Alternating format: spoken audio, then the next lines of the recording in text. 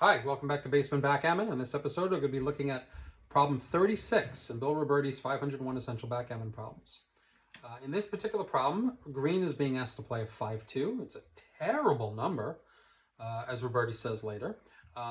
It doesn't do anything. You can't cover any of the blots with your 5 and your 2. It's just, you can't make a point. It's terrible. It's nothing good here is going on. Yet, that's the role we have to play. So let's figure out what it is we're going to do with this 5-2. I will give you 10 seconds to decide. Hit the pause button if you want to have more time for yourself to think about it, because there's a lot to think about in this particular problem.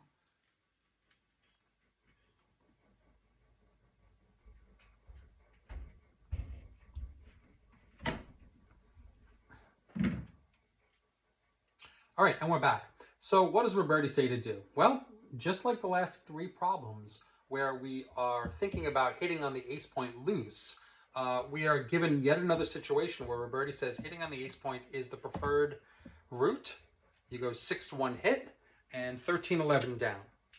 So let's discuss. First of all, you've got 6 blots out on the table. Let's discuss why Robertie thinks that is the case.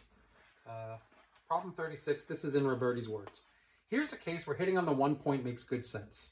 Green has a bad position with 4 blots strung around the board, and he's just thrown a terrible number, which doesn't consolidate anything. He can't afford to let yellow play his whole number. Instead, the right idea is 6-1 hit 13-11, keeping yellow partly off balance and hoping to button up the next turn.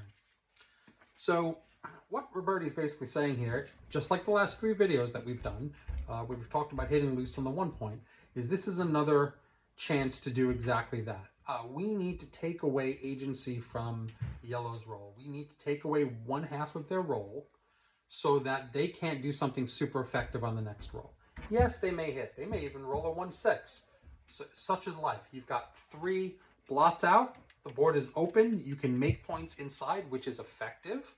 And if you happen to make points with these blots rather than these blots, so be it.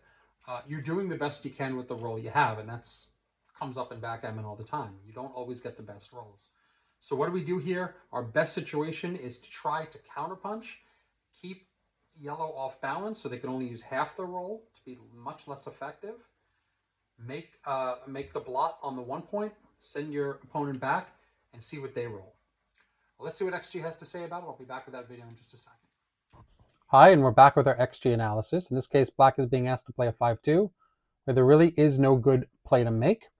And Robertie says the right thing to do is use the 5 to hit on the 1 point for tempo and bring 13-11 down. And let's see what XG has to say about it. XG completely agrees. And is a 4% differential between that and the next play, which would be coming in on hitting and then moving 24 to 22. So hitting seems to be the right play. Anything else is a blunder of pretty epic proportions. So that is the situation with this particular play. Robertie in this last few series is really sort of harping on when to hit on the 1 point, when not to. There was one time in the last video where XG disagreed. But for the most part, hitting on the 1 point in certain situations is definitely warranted and sort of belies the conventional wisdom that burying a checker is a bad thing.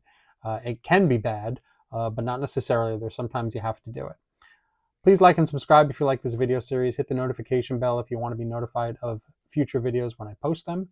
And I will see you at the next video. Thank you.